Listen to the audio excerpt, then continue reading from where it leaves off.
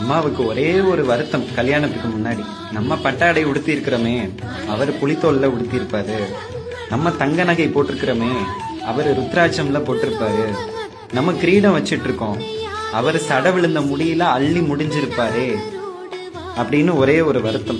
2 பேரும் மனவரையில இருக்கும்போது பொருத்தம் இல்லைன்னு யாரும் பேசிடக்கூடாது நம்ம கணவனை பார்த்து அப்படின்னு வருத்தப்பட்டாராம்.